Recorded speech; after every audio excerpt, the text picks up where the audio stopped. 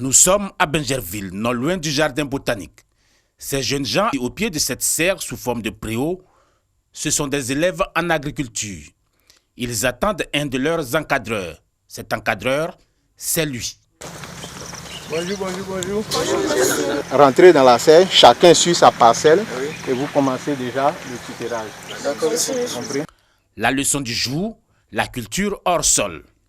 Cette technologie consiste à cultiver des végétaux dans des substrats naturels autres que la terre de culture. La théorie terminée, c'est maintenant le temps de la pratique.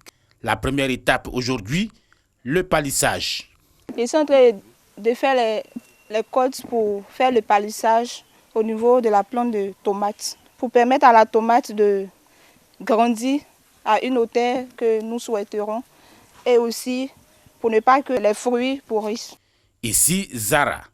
Après l'arrosage des plants de salade, elle se dirige vers le compartiment au piment.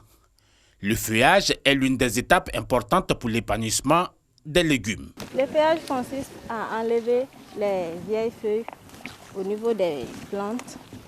Et cette plante-là, c'est le piment. Ça permet à la plante d'avoir assez d'oxygène, assez d'éléments nutritifs pour augmenter sa productivité. En matière de culture hors sol, la Côte d'Ivoire occupe une place de pionnière en Afrique.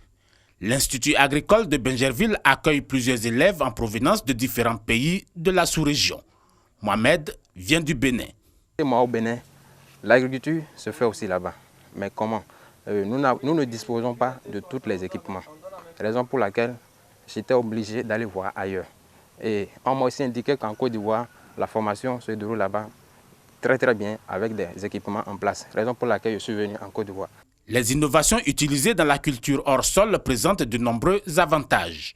Nous cultivons en hors sol parce qu'aujourd'hui, si vous voyez bien, avec les problèmes fonciers, moi j'ai fait une mise en place sur une terre. Le propriétaire demain vient, il veut reprendre sa terre.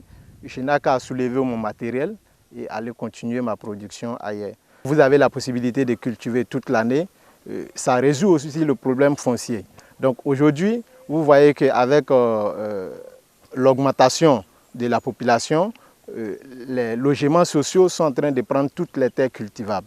Alors, sous ces, nous avons la possibilité de produire en quantité et en qualité sur une superficie réduite. Grâce notamment à un projet portant sur une exploitation de 124 000 hectares dans ce département de Côte d'Ivoire.